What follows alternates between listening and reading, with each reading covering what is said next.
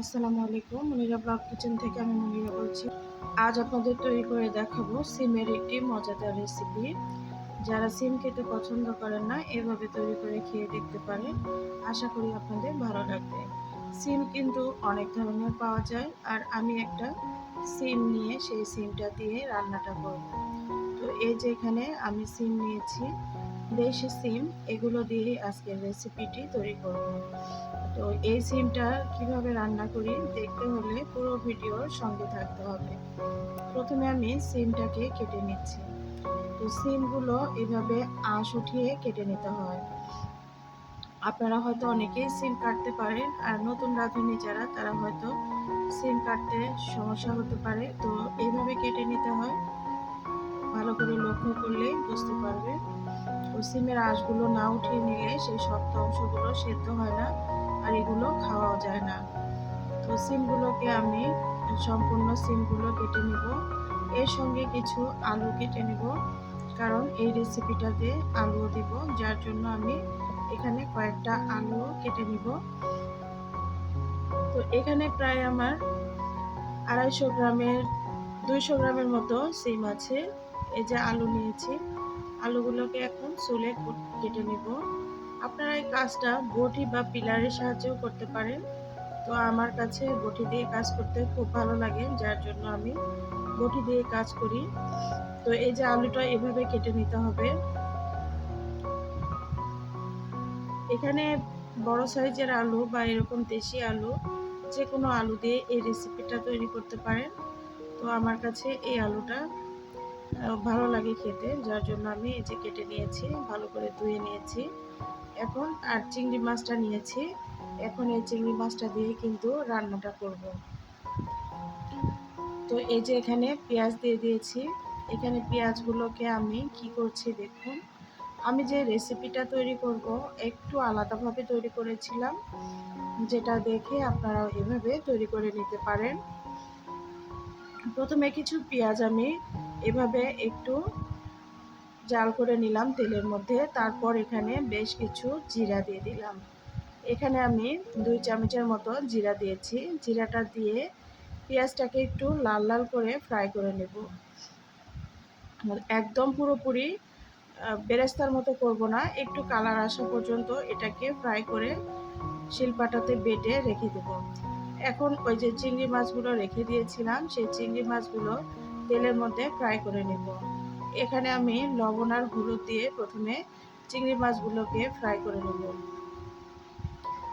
আপনারা যে কোনো সাইজের চিংড়ি মাছ দিয়ে এই রান্নাটা করতে পারেন, তবে যেহেতু ঝোল রান্না করব তার জন্য একটু চিংড়ি মাছগুলো এরকম বড় সাইজের নিয়েছিলাম, তবে একদম খুব বেশি বড় না। উপরের যে খোসা থাকে, খোসাগুলো কিন্তু আমি ফেলে দিয়েছি।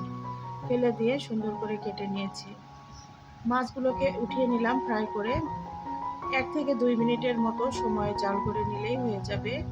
চিংড়িগুলো ফ্রাই করে নিলাম, কারণ চিংড়ি ফ্রাই করে তরকারির মধ্যে দিয়ে দিলে খুব সুন্দর একটা ফ্লেভার আসে, আর খেতে খুব টেস্টি হয়। এখন আগে থেকে কেটে ধুয়ে রাখা সিম আর আলুগুলো তেলের মধ্যে দিয়ে দিলাম।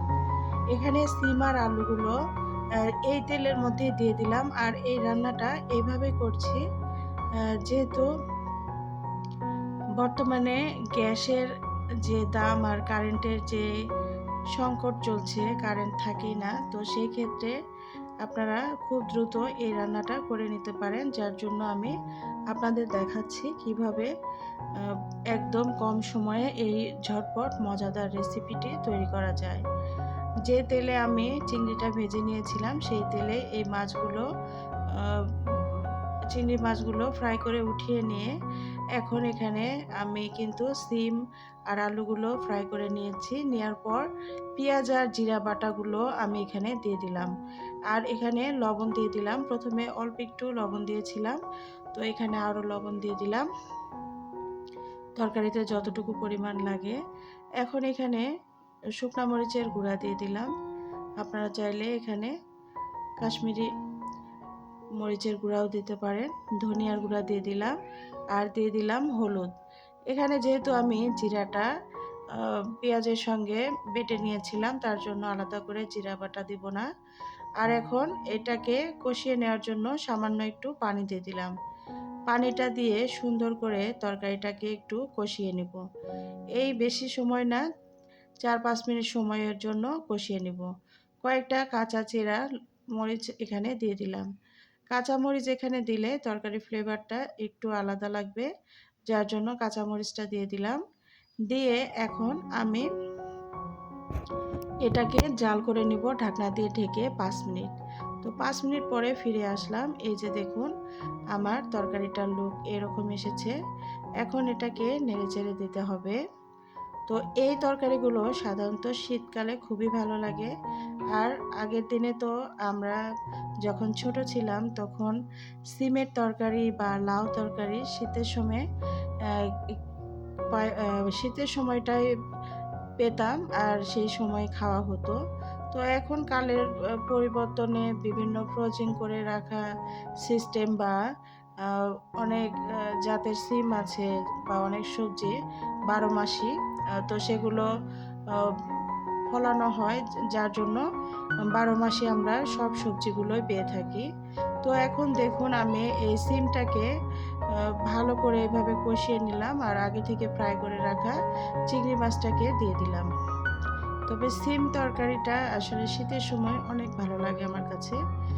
জানি না আপনাদের কেমন লাগে। তো ভালো করে কষিয়ে নেওয়ার পরে এখানে ঝোলের জন্য পানি দিলাম।